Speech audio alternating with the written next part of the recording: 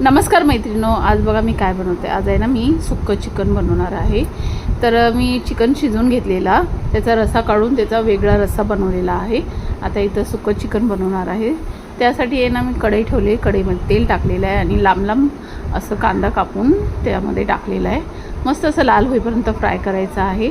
आणि मी जिरे टाकायचे विसरले होते म्हणून थोडेसे जिरे पण टाकलेले आहेत। जिरे फ्राय झाले की लगेच कांदा पण मस्त त्याच्यासोबतच फ्राय करणार आहे। तर कांदा असा लाल होईपर्यंत फ्राय करायचा आहे। तर कांदा मस्त असा लाल झालेला आहे बघा।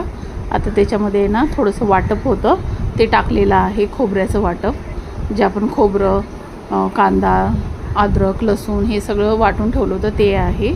आणि इथं सुके मसाले टाकलेले, घरचा मसाला, मीठ, थोडासा गरम मसाला आणि धण्याची पावडर, असं हळद टाकून, तर मी हळद मीठ लावून तर चिकन उकडलेलं होतं, त्याच्यामुळे मी हळद नाही टाकलेली आहे। आता तो मसाला जळू नये म्हणून जो रस्सा बनवून ठेवला होता ना मी तिखटवाला, तो 2 पळी त्याच्यामध्ये टाकलेला आहे आणि व्यवस्थित असं हलवून घेतलेला आहे। आणि आता बघा त्यामध्ये दीड असे म्हणजे 1 आणि अर्धा लिंबू पिळून टाकणार आहे, कारण आपण त्याच्यामध्ये टमाटरचा वापर नाही केलेला आहे। तर बघा व्यवस्थित असं फ्राय करून घ्यायचं आहे। आणि फ्राय झालं की आपल्याला ते चिकन आहे ना मी रश्श्यामधलं काढलं होतं ते चिकन टाकायचं आहे। त्याला पण मस्त असं त्याच्यामध्ये मसाल्यामध्ये व्यवस्थित असं फिरवून घ्यायचं आहे। थोडीशी कोथिंबीर टाकलेली आहे आणि नंतर पण कोथिंबीर टाकायची आहे, कारण असं मसाल्यामध्ये कोथिंबीर टाकली ना तर त्याची चव खूप छान लागते, त्यासाठी। आता बघा व्यवस्थित असं हलवून घेणार आहे। मला थोडंसं सुक्कं वाटलं होतं म्हणून मी थोडंसं पाणी टाकलेलं आहे आणि परत एकदा व्यवस्थित हलवलेलं आहे। आणि आता बघा वाफेवरती ठेवणार आहे। 1-5 मिनटं आपल्याला वाफ देऊन घ्यायची आहे।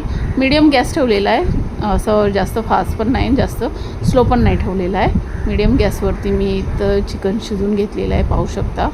आता ह्याला अजून थोडंसं सुक्कं बनवायचं आहे म्हणून थोडा वेळ फास्ट गॅसवरती मी हे थोडंसं सुक्कं बनवून घेतलं होतं, म्हणजे थोडं ओलसर असं राहिलं पाहिजे, जास्त पण असं ओलसर नाही पाहिजे, त्यासाठी अशा पद्धतीने मी चिकन बनवलेलं आहे। आणि मैत्रिणींनो, माझी रेसिपी आवडली असेल तर लाईक, शेअर, सबस्क्राईब करायला विसरू नका। कमेंट करून सांगा की तुम्हाला कशी वाटली ही सुक्कं चिकनची रेसिपी। तर बघा मस्त अशी वरून कोथिंबीर आणि थोडासा कढीपत्ता टाकलेला आहे। आणि कढीपत्ता आणि कोथिंबीर टाकली वरून ना तर 1 नंबर चव लागते, त्यासाठी मी वरून थोडासा कढीपत्ता आणि कोथिंबीर टाकलेली आहे। आणि मस्त असं चिकन रेडी आहे। तर चला तर मग या तुम्ही पण खायला। मस्त असं सुक्कं चिकन, रस्सा आणि चपाती आणि भात। चला तर मग बाय।